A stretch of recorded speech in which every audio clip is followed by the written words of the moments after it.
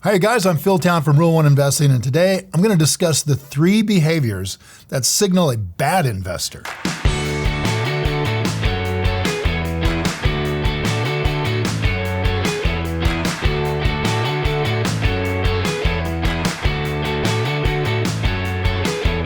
Hey, we're all creatures of habit. We all know that. And kind of once we get into a groove with something, we tend to kind of keep on doing the things the same old way. And that's fine if you have good habits, habits that'll help you make money. Many investors, though, have generated some really bad habits that keep them, basically becoming as wealthy as they should have become. And a lot of times, people aren't even aware of their own bad habits. So the first step is to take a really honest look at yourself. And once you become aware of what you're doing, all right, then you can change it. So the good news here is that there are easy solutions to all the sort of bad mindsets and behaviors we're about to discuss.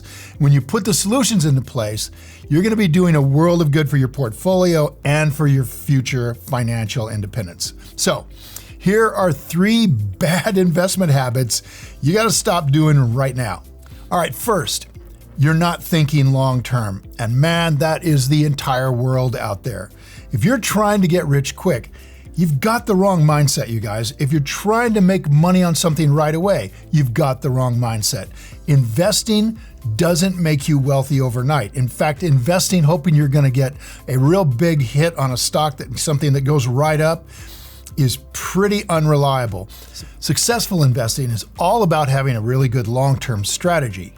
And Rule 1 strategy, the one that's used by Warren Buffett, Charlie Munger, lots of great investors, kind of stuff we teach, is all about not holding a company for even 10 minutes unless you're ready to hold on to it for 10 years. Even better, when you buy it, we really hope it goes down. And that's, of course, the kind of thing that gets into the emotions of trading. When people see a stock that they buy go down, they freak out and bail out. When we buy a company, we really hope it goes down so we can buy more of it cheaper. That's what an important difference it is to have a long-term view. In fact, our long-term view is focused on this one really important thing, and that is when I buy this company, I have a high degree of certainty it's going to be bigger and better in 10 years than it is today. And that's the key to being very comfortable and unemotional about long-term investing. All right, the second bad investing behavior you need to break is not doing enough reading. Man alive, this is just huge. People chase after hot tips. They kind of running after stuff that their friends are talking about. It can lose you all kinds of money.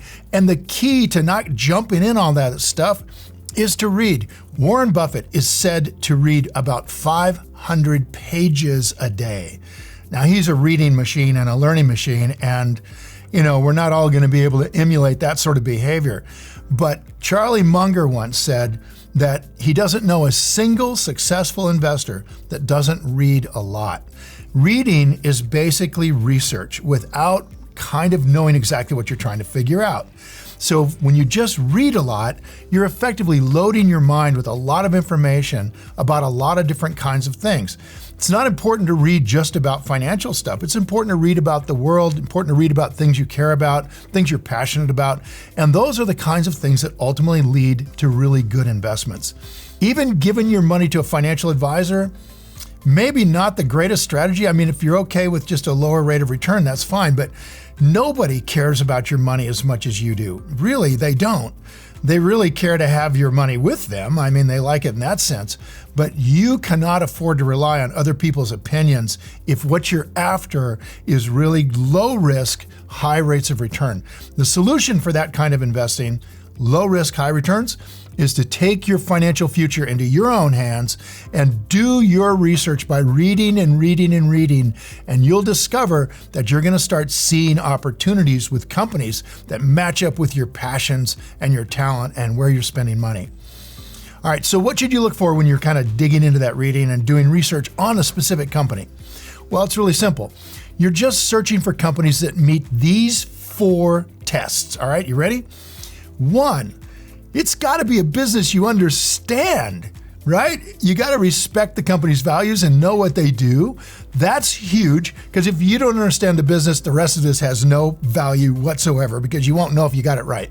All right, number 2, it's got to have protection against competition that's intrinsic to the business. That means it's really tough to compete with this company. They've got a niche that they protect with something baked into the company, like railroad tracks are baked into a railroad company.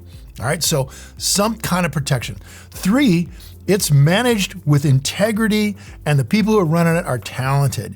I really want to have managers or CEOs that I trust, right? I mean, don't you? I don't want to have them turn into mercenaries and traitors and, really damage me as an investor, because I'm in this for the long haul.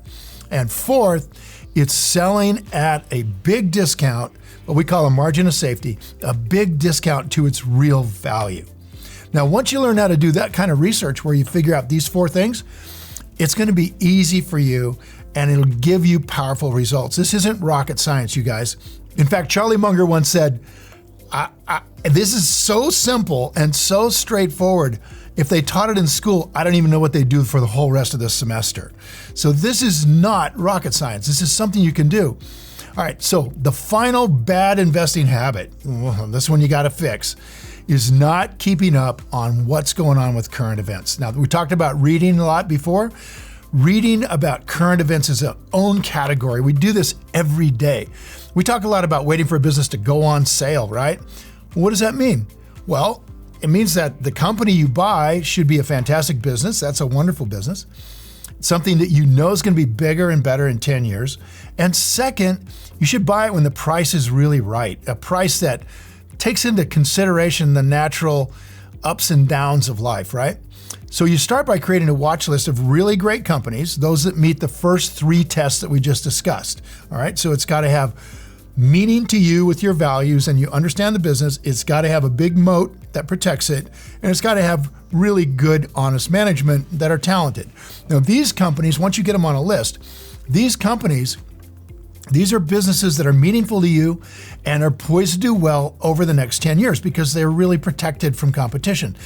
Now, if this isn't the right time to buy because, you know what, you figured out the value of the business and it's not on sale, then what? Well, then just be patient. In fact, Charlie and Warren have both said the most important thing you can do is wait. Just wait.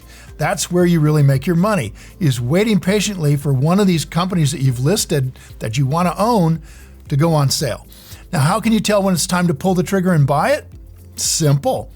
You wait for an event that impacts the company on your list, and it's going to be something that's going to temporarily drive down the price of the company. Some kind of, let's just call it what it is, some kind of thing that creates a lot of fear that the short-term view of this company is going to be negative. For example, there were some health scares at Chipotle restaurants, right? And that was all over the news, front page news. The company's stock price went from $760 a share down to $250 a share, with nothing changed about the company at all, except some people got sick in the restaurants. And it stayed down there for 3 years. It went down in 2015, stayed down 16, 17, 18, really didn't come all the way back up until 2019. That's when it bounced back, and it bounced back right now. It's about 800 something a share. If you had invested in the company at one of the low points like I did, your money would have almost tripled by now, you guys. And so this is not rocket science. This is a wonderful business. Nothing's wrong with the long-term view of the business. Everything's the same, but the short-term looks nasty.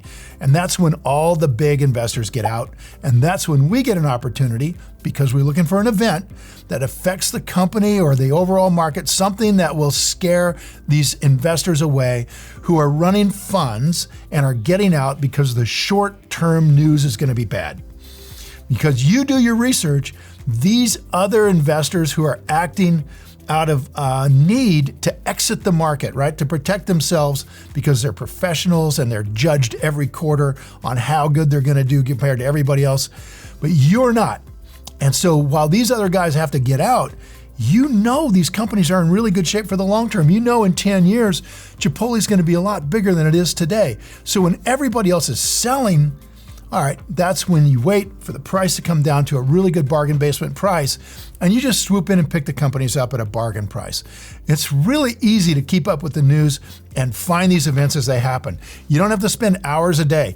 It takes maybe 15 minutes to scan over what's going on in the Wall Street Journal, New York Times, stuff like that, just the right sections. And the trick is to make the most of your time by looking at reliable publications like those that present you with the news you need just kind of how you need it. Now, some of my favorite resources are Barron's, the Wall Street Journal, Seeking Alpha, New York Times.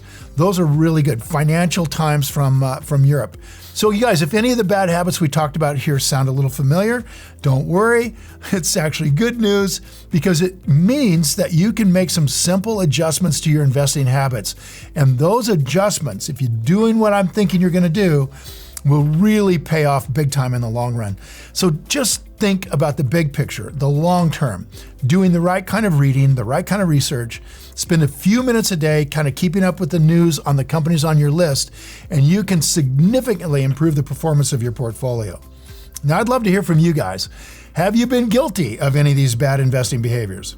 Now, leave a comment below with your answer, and I'll be sure to follow up with you. Now, thanks for watching, and go play.